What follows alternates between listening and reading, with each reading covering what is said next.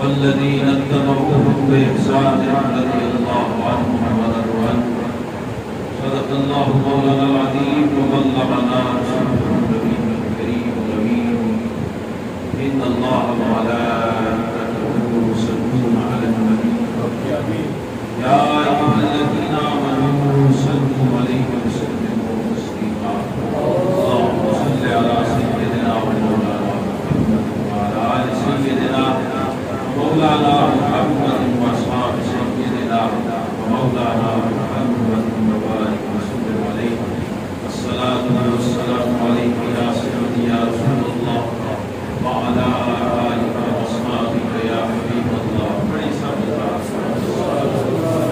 الصلاة والسلام عليك يا سيدي يا رسول الله وعلى آلك وأصحابك يا حبيب الله الحمد لله ما شئت من العالمين ثم الصلاة على المختار الأمين مولاي صل وسلم دائما أبدا على حبيبك خير الخلق كلهم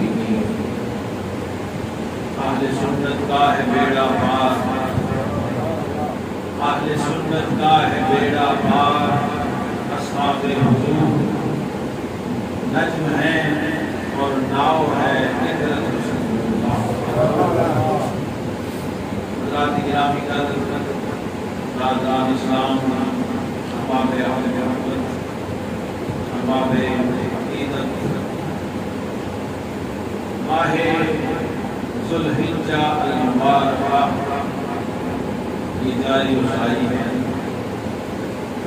عید الاضحیٰ اور حج کا مہینہ یہ بڑی عظمتوں اور حرمتوں والا مہینہ ہے اس ماہ مبارک تو اشہر الحج سے بھی نسبت ہے اور اشہر الحرم سے بھی نسبت ہے اللہ نے قرآن پاک میں شرف زمان و مکان کو یہاں بیان کیا اسلام کا فلسفہ شرف زمان و مکان اگر آج کے مسلمان کو پتہ ہوگا اس کے ذہن میں تازہ بہت سارے عقائد کے مسئلے اور بدھیاں جو خود ساختہ ہیں وہ سلجھ سکتی ہیں بڑے بڑے ادب اور مشکل مسئلے حل ہو سکتے ہیں کیا سمجھا ہوگا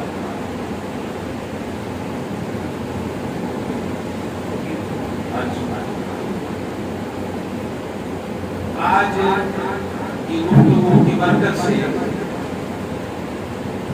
آپ اس مسئلے کو بھی سمجھ لیجیے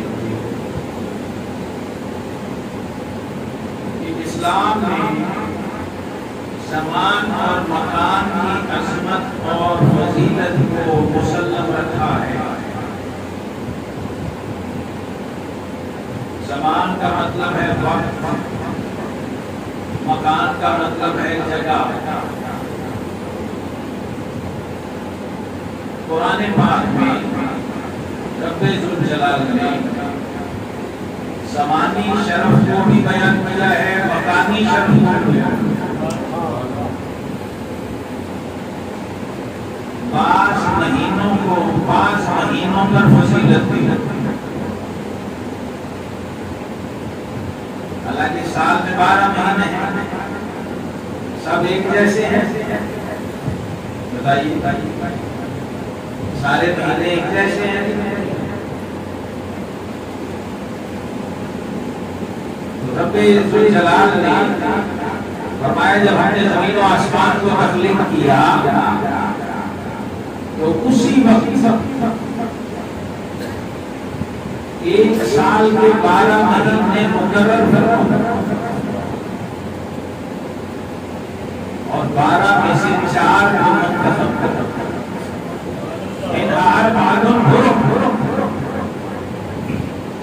ان میں سے 4 حرمت والے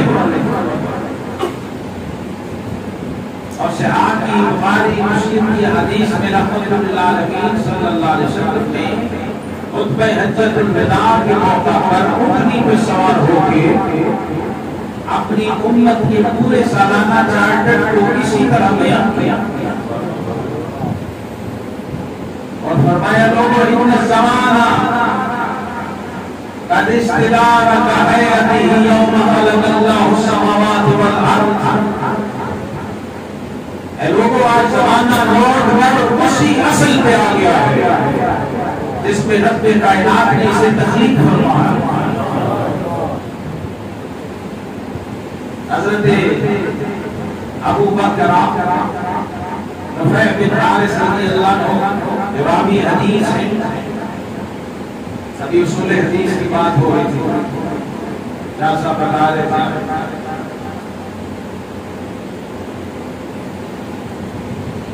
اس وقت اونٹنی اور اس سواری کی لگام کو پکڑ کر کھڑے تھے جو حدیث روایت کرتے ہیں. سبحان اللہ.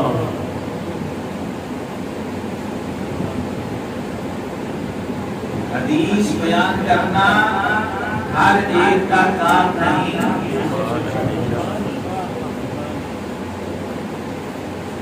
یہ سب بولا کہتے ہیں ایک کام نہیں بے سوچت دا.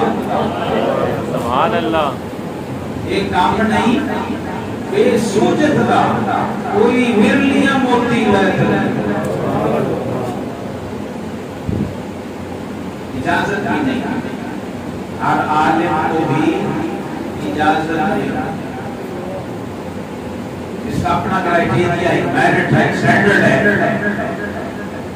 ہر شخص یہ نہیں کہہ سکتا قال رسول اللہ صلی اللہ علیہ وسلم.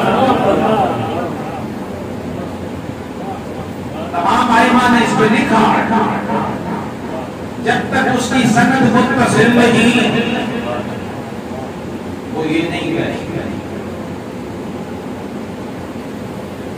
حدیث پر حکم لگانا یہ اگلی بات ہے. اس کی اپنی نزاکتیں ہیں. اور جامع صحیح میں امام بخاری سے روایت ہو رہا ہے آقا کریم علیہ السلام نے فرمایا لوگوں زمانہ لوٹ کر اپنے اصل پہ آ گیا.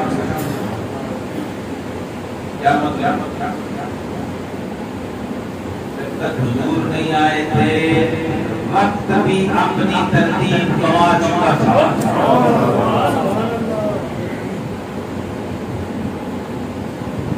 لوگ حج کرتے تھے, حج کا مہینہ نہیں ہوتا تھا اور رب نے فرمایا حج اشہر معلومات. حج تمہاری مرضی سے نہیں ہو سکتا, حج ہماری مرضی سے ہوگا.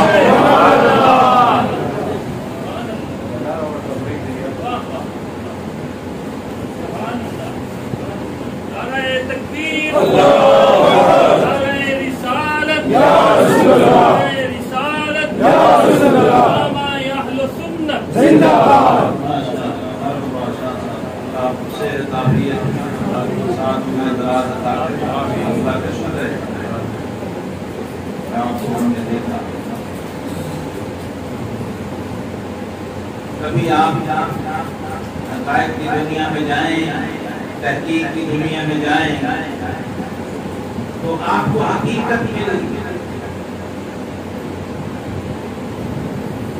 زمانہ جاہلیت میں کیا ہوتا تھا, لوگوں نے مہینے بھی آگے پیچھے کر دیا. محرم کو سفر بنا لیا, سفر کو اپنی ضرورت کے تحت. جیسے آج فتنہ ہے, آج جاہلیت ہے, آج شر ہے, ہر کوئی دین کو اپنے تابع کرنا چاہتا. ہر کوئی چاہتا ہے شریعت میری مرضی کے مطابق ہو جائے, میں شریعت کی مرضی کے مطابق. اسلام, مسلمانی, ایمان, دین کیا ہے؟ ہمارے آقا امام الانبیاء حضرت محمد مصطفیٰ صلی اللہ تعالی علیہ وسلم نے فرمایا لا یؤمن احدکم حتی اکون احب الیہ من والدہ وولدہ والناس. اور دوسری جگہ فرمایا لا یؤمن احدکم حتی یکون ہواہ تبعا لما جئت بہ. محبت کس کو کہتے ہیں؟ محبت وہ بھی آقا کریم علیہ السلام نے خود بتایا. محبت کیا ہے؟ لو کان حبک صادقا لأطعته. اگر تیری محبت سچی ہوتی تو تو اپنے محبوب کے تابع ہو. ان المحب لمن يحب مطیع. کیونکہ دنیا کا ہر گیا گزرا عاشق بھی اپنے محبوب کے تابع ہے. فرمایا جب تک تمہاری مرضی میری مرضی کے تابع نہ ہو جائے، تمہاری خواہش میری لائی ہوئی شریعت کے تابع نہ ہو جائے تو مومن نہیں. یہ وقت، یہ زمانہ جسے رب کریم نے بنایا ہی محبوب کی خاطر، یہ کائنات، یہ زمین و آسمان اور جو کچھ اس میں ہے سب اپنے محبوب کریم علیہ السلام کے لیے بنایا. جب تک حضور تشریف نہیں لائے تھے زمانہ جاہلیت کے لوگوں کا یہ حال تھا. باقی تو تباہی تھی ہی تھی، باقی معاملات میں تو وہ گمراہ تھے ہی. وقت کا دامن بھی ان کے ہاتھ سے چھوٹ چکا. مہینوں کا چارٹ بھی بدل چکا. اس لیے علماء نے کہا کہ 6 ہجری میں اللہ رب العالمین نے آج جو حکم دیا اور پھر 9 ہجری میں حج کو فرض فرمایا. لیکن آقا کریم علیہ السلام نے 10 ہجری میں حج فرمایا، کیونکہ زمانہ اپنی ترتیب پہ نہیں تھا. محرم اور صفر اور رجب اور شعبان کی ترتیب بدل چکی تھی. 2 مہینے بدل کے سالوں کی ترتیب بھی خراب ہو چکی. تقویم کیلنڈر خراب ہو چکا تھا. آقا کریم علیہ السلام نے اس سال حج فرمایا جب زمانہ اور وقت لوٹ کے پھر اپنی اصل پہ. اس سال حج بھی کیا اور ساتھ یہ اعلان بھی کیا کہ لوگوں آج جو ہم حج کر رہے ہیں یہ اللہ کی بنائی ہوئی تقویم کے عین مطابق ہے. 34 سال بعد فرمایا دوبارہ زمانہ گھوم کے سوئی اپنی اصل جگہ پہ آ گئی ہے. اور رب کریم نے جب زمین و آسمان کو بنایا تھا تو فرمایا 12 میں سے 4 مہینے چنے تھے، اس میں سے 3 مسلسل ہیں، 1 مفرد ہے. رجب اکیلا مفرد جمادی الثانی اور شعبان کے درمیان آتا ہے، اور ذوالقعدہ، ذوالحجہ اور محرم یہ تینوں مہینے مسلسل ایک ہی ترتیب میں آتے ہیں. یہ ذوالحجہ کا مہینہ حج کا مہینہ بھی ہے اور حرمت والا مہینہ ہے. اس میں ڈبل برکتیں رکھی گئی. اور اس کے پہلے عشرے کو رب نے وہ عزت دی ہے. فرمایا والفجر ولیال عشر، ان 10 راتوں کی قسم اور اس ایک صبح کی قسم جو 10 تاریخ کو ہوتی یوم النحر. اس مہینے کی 18 تاریخ مسلمانوں کے تیسرے خلیفہ، تیسرے امام، داماد رسول، ذوالنورین، ذوالہجرتین اور زوج الابنتین، محبوب رب المشرقین و رب المغربین، حضرت جامع القرآن کامل الحیاء والایمان سیدنا عثمان ابن عفان رضی اللہ تعالی ورسولہ عنہ. آپ کی شہادت میرا معمول یہ ہے کہ میں ہر سال آپ کی شہادت کے موقع پر آپ کا ذکر خیر کیا کرتا ہوں. ابھی اتفاق تھا کہ یہ جمعہ لاہور کی بجائے آج پشاور میں نصیب ہو گیا. تو میں نے چاہا کہ اسی ترتیب کو برقرار رکھتے ہوئے اسی روایت کے تحت میں اس ہستی پاک کا ذکر خیر کروں جس کو چوتھے نمبر پر مردوں میں دائرہ اسلام میں داخل ہونے کا شرف حاصل ہے، جس سے پہلے صرف 3 مرد مسلمان صحابی بنے۔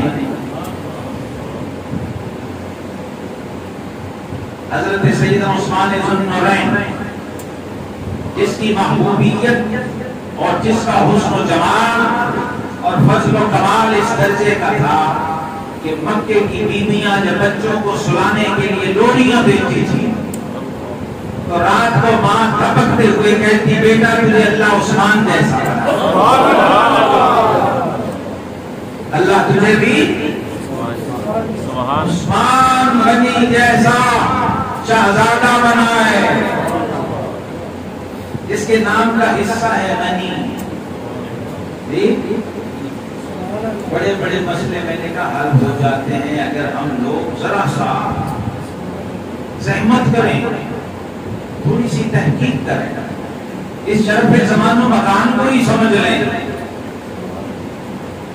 ہر مہینہ، ہر دن، ہر رات ایک جیسی، ہر جگہ، ہر شہر، ہر ملک، ہر محلہ، ہر مسجد ایک جیسی۔ اگر مسجد الحرام اور یہ مسجد برابر ہوں پھر سب جگہ 1 لاکھ کا ثواب ہونا چاہیے۔ سارے پہاڑ ایک جیسے ہوں پھر سب کو شاعر اللہ ہونا چاہیے، لیکن فرمائے ان الصفا والمروہ من شعائر اللہ۔ یہ اللہ نے ایک تصور دیا قرآن میں کہ خالق کی نظر میں بھی بعض کو بعض پر ایسے یہ ہستیاں جن کے نام کا حصہ ہے رضی اللہ عنہ ورضوا، اللہ ان سب سے راضی ہے کہ سب اللہ سے سارے صحابی ہیں، لیکن خالق کائنات نے ان میں بھی درجے اور طبقے رکھے جیسے رسولوں میں رکھے۔ دل کا رسول فضلنا بعضهم علی بعض، فرمایا یہ ہیں تو رسول ہی لیکن اپنے پاس کو پاس پر 1,24,000 نبیوں میں سے 313 کو رسول بنائے، پھر ان 313 میں سے 5 کو اولو العزم بنائے۔ یہ درجے ہیں، یہ فرق ہے جو قرآن نے بیان کر دیا۔ ایسے ہی وہ ذات، وہ ہستیاں جن کو شرف صحابیت حاصل ہوا ہے، اہل بیت اطہار ہوں یا صحابہ، یہ سب صحابی ہیں۔ اہل بیت بھی حضور علیہ السلام کے گھر والے سب حضور کے امہات المومنین سب صحابیات ہیں، لیکن ان کو ایک الگ فضیلت حاصل ہے۔ وہ مومنوں کی ماں بھی، وہ ازواج مطہرات بھی، ایسے سیدہ فاطمہ الزہرا سلام اللہ علیہا یا ان سے بڑی دونوں بہنیں اور ان سے بڑی سب سے بڑی بہن ہے۔ 4 بیٹیاں حضور علیہ السلام کی، سیدہ زینب، سیدہ رقیہ، سیدہ ام کلثوم اور سیدہ فاطمہ الزہرا سلام اللہ علیہا۔ یہ صحابیہ بھی ہیں، یہ اہل بیت بھی ہیں، حضور کے لخت جگر بھی ہیں، اور یہ نور بھی۔ یہ ہمیں کہاں سے ملا؟ یہ نقطہ کہاں سے ملا؟ یہ دسترخوان عثمان غنی کی خیرات ہے۔ جب آقا کریم علیہ السلام کی یکے بعد دیگرے 2 بیٹیاں آپ کے نکاح میں آتی ہیں تو لقب کیا ملتا ہے؟ ذو النورین، 2 نوروں والا، 2 نوروں والا۔ آقا کریم علیہ السلام کی جگر کے ٹکڑے 2 بیٹیاں جس کے نکاح میں آ جائیں وہ 2 نوروں والا ہے۔ تو جو 2 نور خود ہوں، جن کے آنے سے وہ ذو النورین بنا ہو، ان 2 نوروں کی اپنی شان کیا ہوگی؟ اعلیٰ حضرت امام اہل سنت فرماتے ہیں نور کی سرکار سے پایا تو شاللہ نور کا، یہ تو دو نور آئے ہیں، دو نور کی شاخیں آئی ہیں، یہ جس نور کی جڑ اور اصل سے پھوٹی ہیں اس کی اپنی نورانیت کا مقام ہے۔ اس منبع نور کی نورانیت کی شان کیا ہوگی جس کی بیٹیاں نور ہیں، اور وہ دو نور جس کے نکاح میں جائیں وہ دو نوروں والا ذوالنورین بن جائے۔ اس ذات پاک سے جب یہ نور عطا ہوا تو امام اہل سنت فرماتے ہیں نور کی سرکار سے پایا تو شالا نور کا وہ مبارک تم کو ذوالنورین جوڑا، یہ نور کا جوڑا۔ آقا کریم علیہ السلام کی دونوں صاحبزادیاں آپ کے نکاح میں آئیں، کس شان سے آئیں؟ حضرت عثمان غنی رضی اللہ تعالی عنہ یہ مکہ کے معزز ترین خاندان کی وہ حسین اور جمیل اور خوبصورت غنی اور سخی اور امیر ترین خاندان سے تعلق رکھنے والے جوان تھے اور تاجر تھے۔ ایک جوڑا کبھی دوبارہ نہیں پہنا، ایک خوشبو کبھی دوبارہ استعمال نہیں، جو آج خوشبو لگا لی بس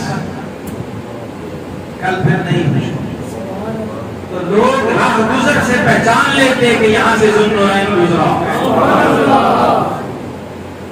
ظاہری حسن و جمال بھی ایسا تھا، یعنی اس کی انتہا یہ ہے کہ خود رحمت کائنات والضحیٰ اور واللیل کے جلووں والی ہستی آپ نے اپنی بیٹی کو کہا، اپنی لخت جگر کو، اپنی نور نظر کو کہا کہ اے بیٹی، اے بنت رسول، اے امام الانبیاء کی بیٹی، میں نے تیرا نکاح اس ہستی سے کیا ہے جو دو رسولوں کا ہم شکل ہے۔ اس جلوے کا کون اندازہ کر سکتا ہے؟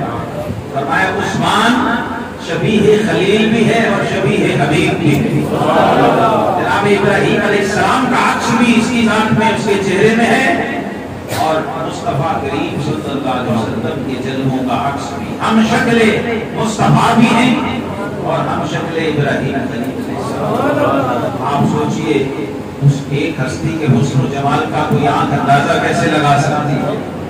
نعرہ تکبیر، اللہ اکبر،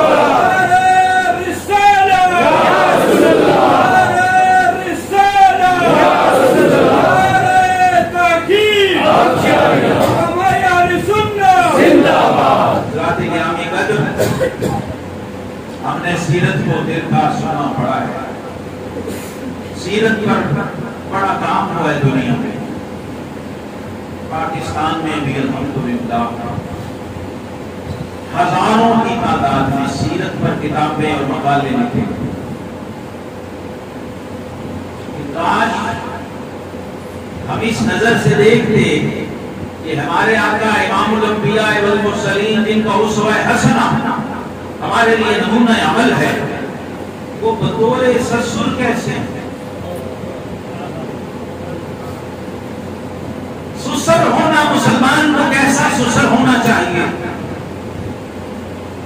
خود امام الانبیاء ہو، خود وجہ وجود کائنات ہو، مقصود کل ہو، محبوب کل ہو، اپنی بیٹی کو داماد کی خوبی بیان،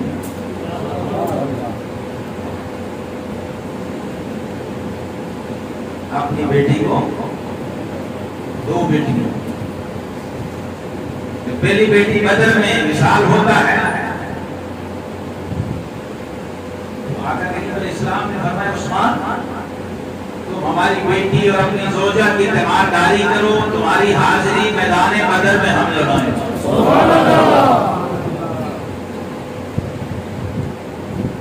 بیٹی کے وصال پر اس بیٹی کی قبر پہ کھڑے ہو کر امام الانبیاء والمرسلین صلی اللہ علیہ وسلم نے جناب عثمان کی عظمت کے خطبے پڑھے۔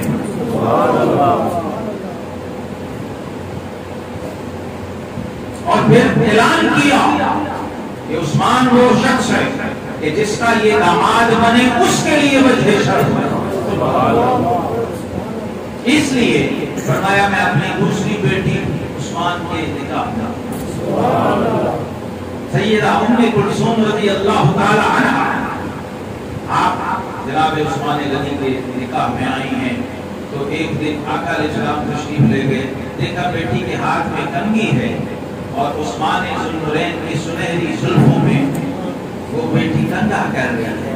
کاش کسی مسلمان بی بی کو یہ نصیب ہو، یہ سنت بنت رسول کی یہ سنت کہ وہ اپنے شوہر کے بالوں میں خود کنگھی کر رہی ہے، اور امام الانبیاء اوپر سے تشریف لے آئے اور یہ منظر دیکھ لیں تو وہ حدیث بن جاتا۔ ابھی بتایا نا حدیث کی 3 قسمیں، قولی، فعلی اور تقریری۔ ایک وہ جو زبان اقدس سے فرمائیں، ایک وہ جو اپنے عمل سے فرمائیں، اور تیسرا وہ جو آپ کے سامنے ہو اور دیکھ کر خاموشی اور سکوت اختیار، اس کو کہتے ہیں حدیث تقریری، یا جسے مقرر رکھا، قائم رکھا، کیونکہ امام الانبیاء کی خاموشی بھی دین ہے۔ خلاف شرع پہ نبی چپ نہیں رہتا، اور جب نبی خاموش رہے تو سمجھو دین و شریعت بن رہی ہے۔ اب مسلمانوں سوچو، تمہارا نبی چپ رہے تو دین بنتا ہے، جب تمہارا نبی بولتا ہو، جب امام الانبیاء خطیب المرسلین خطبہ دیتے ہوں گے تو پھر خالق کائنات بھی جبریل کے ذریعے خود بولتا ہے، ما ینطق عن الہوی ان هو الا وحی یوحی۔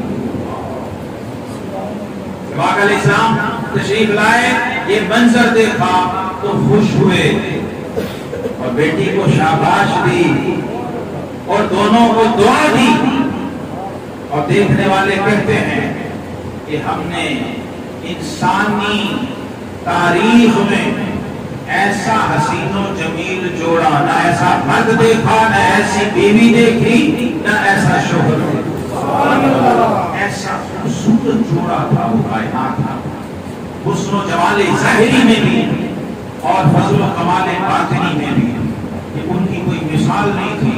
اور آقا کریم علیہ السلام دیکھ کر خوش ہو کے شاباش دیکھتے ہوئے فرمایا، بیٹی کیا تجھے بتاؤں کہ تیرے شوہر کی شان اس عثمان کا مقام کیا ہے؟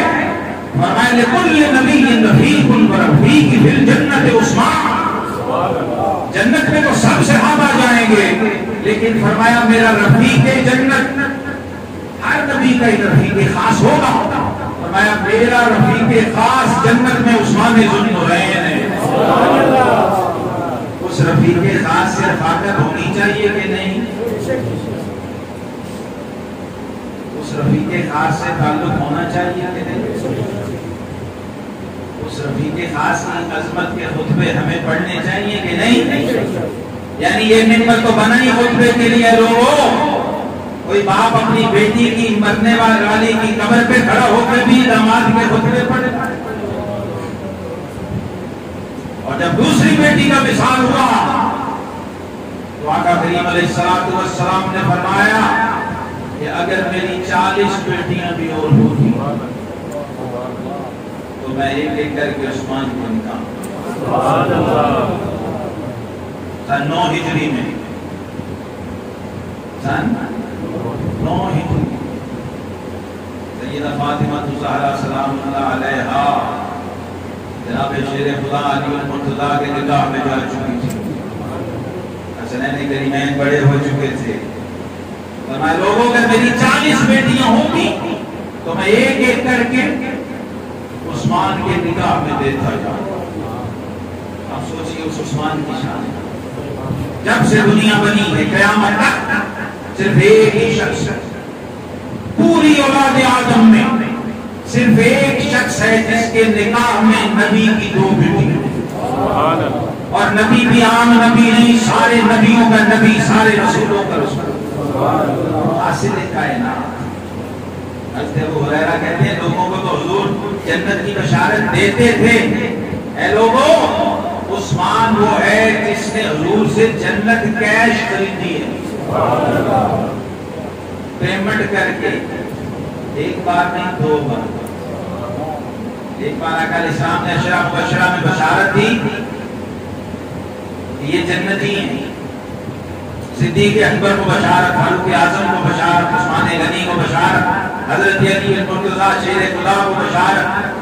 10 کے 10 صحابہ. خلفائے راشدین میں بھی عثمان ہے، عشرہ مبشرہ میں بھی عثمان ہے، بدر والوں میں بھی عثمان ہے، خندق والوں میں بھی عثمان ہے، احد والوں میں بھی عثمان ہے، حدیبیہ والوں میں بھی عثمان ہے، بیعت رضوان میں نہ ہو کے بھی عثمان ہے. جب حضور نے فرمایا لوگوں عثمان میرا سفیر بن کے مکے گیا ہے، تو جب بیعت لی تو اللہ کو گواہ کیا، اے اللہ باقیوں نے تو میرے ہاتھ پہ ہاتھ رکھ لیا ہے نا، فرمایا یہ میرا ہاتھ عثمان کا. وہ عثمان غنی، وہ عثمانی ذو النورین جس کی گدا کے صحابت کے ڈنکے آسمانوں میں بھی بجتے تھے، فرشتے اور ملائکہ بھی رش کرتے تھے. مسلمانوں کو پانی چاہیے ہوتا تو کنویں خریدنے وقت کر دیا. حضور نے فرمایا کون ہے جو جنت خریدے؟ پانی کا کنواں دیا، جنت خرید. غزوہ تبوک آیا، پیمنٹ کی، آقا علیہ السلام نے منبر پہ اعلان کیا کوئی ہے جو آج اسلام کی مدد کرے؟ جناب عثمان غنی رضی اللہ تعالیٰ نے اس وقت آقا علیہ السلام کو اتنا خوش کیا اس دن کہ صحابہ کہتے ہیں ہم نے اس سے زیادہ کبھی کسی دن یہ منظر نہیں دیکھا تھا کہ حضور نے اپنے دونوں ہاتھ ہی اٹھا دیے، یوں آسمان کی طرف اٹھا دیا. اعلان کیا کوئی ہے، جناب عثمان کھڑے ہوئے، حضور میں 1000 اونٹ سامان سمیت دیتا ہوں. پھر اعلان کیا، پھر جناب عثمان کھڑے ہوئے، پھر کہا میں 1000 اونٹ دیتا ہوں. پھر اعلان کیا، 9 بار حضور نے اعلان کیا، اور 9 بار جناب عثمان نے 900 اونٹ ساز و سامان سمیت اللہ کی راہ میں دیا. پھر 10ویں بار اعلان کیا، پھر 50 گھوڑے دیے. بحر کرم ایسا جوش میں آیا، حضور نے ہاتھ اٹھائے اور کہے اللہ میں عثمان سے راضی ہو گیا، تو بھی عثمان سے راضی ہو. اور کیا فرمایا؟ فرمایا لوگوں آج کے بعد عثمان کو کوئی بھی عمل ضرر نہیں دے سکتا. فرمایا عثمان کو جو مرضی کا کھلی چھٹی ہے. ایسا جوش، ایسا جوش، ایسی خوشی اور ایسی سرشاری تھی. فرمایا لوگوں آج کے بعد عثمان کو کوئی عمل ضرر نہیں دے سکتا. اللہ بھی عثمان سے خوش ہے اور اللہ کا حبیب بھی عثمان سے خوش ہے اور ہمیشہ کے لیے خوش ہے. حضرت سیدنا عثمان ذو النورین رضی اللہ عنہ محبت و محبوبیت کا ایک بحر بے کنار ہے. میں تو برتن کے لیے آپ کا ذکر کیا. بس آخری بات عقیدے کے حوالے سے اپنے امام الائمہ سراج الامہ حضرت سیدنا امام اعظم ابو حنیفہ نعمان بن ثابت رضی اللہ تعالیٰ عنہ، جنہوں نے عقیدے کے محاذ پر، فقاہت کے محاذ پر، شریعت و طریقت کے محاذ پر ہمیشہ پہرا دیا ہے. آپ نے بھی اور آپ کے ماننے والوں نے. آپ کے دور میں ایک شخص تھا، آپ کا عقیدت مند بھی تھا، آپ سے محبت بھی رکھتا تھا، لیکن بغض عثمان کے وائرس میں مبتلا. سیدنا عثمان غنی رضی اللہ عنہ سے بغض رکھتا اور معاذ اللہ آپ کو یہودی کہتے ہیں.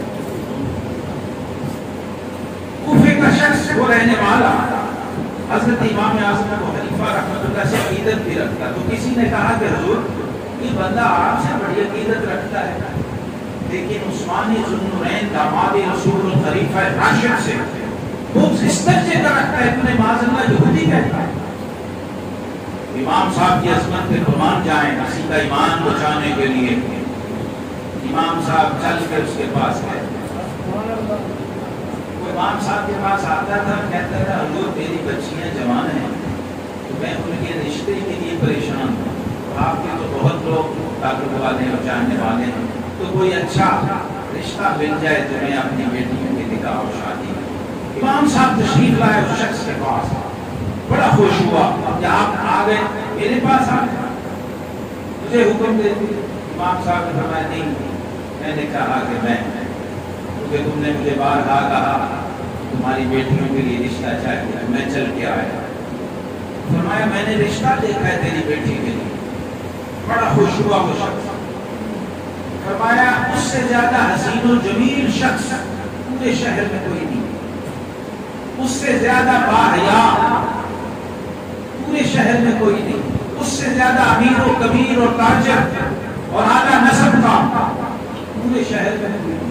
جس میں نوجوان کا رشتہ تمہاری بیٹی کے لیے لے کر آیا، خوبیاں، حسن و جمال، فضل و کمال، جود و نواز سب کچھ بیان کیا وہ شخص، اس کی آنکھیں پھٹی کی پھٹی رہ گئی۔ اتنا بڑا امام میری بیٹی کے لیے ایسا رشتہ دے؟ میں ایک بات ہے، بس ایک بات، وہ کیا؟ میں ہے یہودی، ہے یہودی۔ وہ غصے سے جان پیدا ہو گیا۔ امام صاحب آپ اتنے بڑے امام ہو گئے، ایک مسلمان کے گھر یہودی کا رشتہ لے آئے نا؟ اتنی ہزار خوبیوں کے باوجود میں اپنی بیٹی کا رشتہ ایسے شخص سے کیسے کر سکتا جو یہودی ہے؟